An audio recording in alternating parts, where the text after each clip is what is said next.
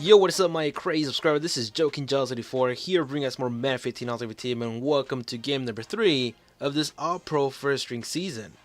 Now, before we get into more details, guys, I would like to say this real quick. My roster hasn't changed. There hasn't been any underdog signings like I did last year when I signed in like a new kick returner and a new, some few backups here and there. There's nothing new.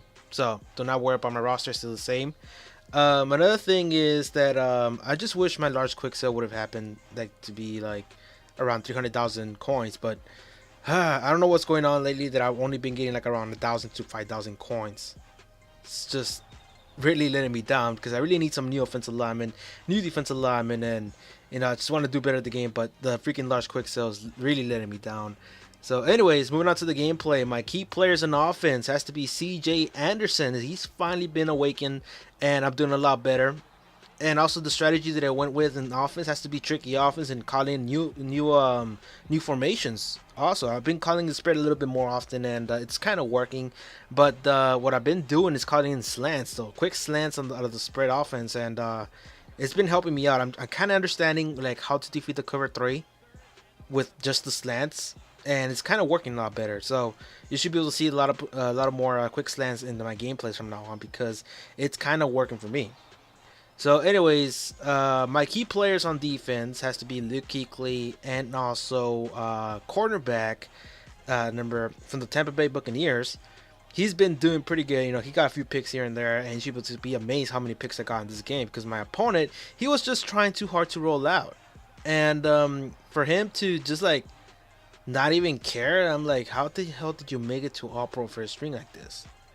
Sometimes there's people like that, like when you face somebody in a higher level, you always question yourself, like, why are they here? They're doing so fucking poorly. Like it happens more often. It happens in every single game. We always have those few people that suck, but they're still like in a high level.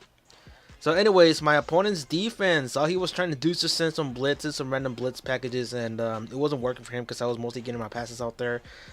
He did manage to make me punt a few times. So, and there he goes, Jonathan Banks. I believe that's his first name. It's something else. But Banks, he ends up getting an interception right there. Nice 6'2" cornerback, and I recommend to sign him at 6'2". He's doing pretty much great. He's getting those picks, so try him out. Like if you have a low level team, you're barely starting like in the first 2 seasons, sign in Banks. He is a good cornerback. He has a lot of zone coverage if you play zone coverage defense. And by the way, call in my special play. I run it to the right side, and Deroy Young was in the backfield. He ends up scoring, so now the score is 10-0. And then I saw this bullshit in the last 10 seconds of the game. I was like, what the hell? Please don't give me bullshit like this again. Come on. And especially with Demaryius Thomas. I know they gave us like a free version of Demaryius Thomas right there, like a 93 overall. And it pisses me off that it has to be a freaking tall receiver. I wish it was a tiny receiver because I don't want to deal with that bullshit. And there you go with the quick slants. Reggie Wayne. Nice touchdown right there. He juked him out pretty easily. And my opponent going in for another deep pass. Jason McCourty messes up again. I swear I'm trying to jump, but he's not doing. Jason McCourty is the one being targeted most of the time nowadays. So I might actually flip the corners to see how this works, because apparently Banks is doing the greater job than McCourty.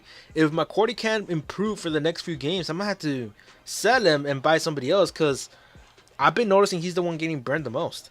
So unless people are like only targeting the right side most of the time, so that means I have to do something about it, like manually. So anyways, going back into defense, a lot of sacks, 2 forced fumbles back to back. He tries to throw deep again, and Banks with another interception. Who's number 11 though? Who's that guy? I don't know. I don't recognize that receiver. So I ended up back in offense. The score is now 17-3.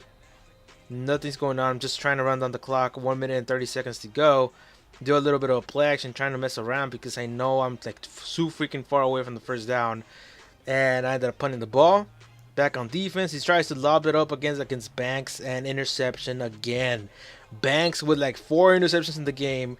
He's still a great corner. While Jason McCourty over there only has like 0. I don't think he had any picks this game. So I'm considering selling him and buy the cornerback from the Denver Broncos, But that guy cost a little bit because cost a little bit more because he's from Team of the Week, so that's why he costs way too much.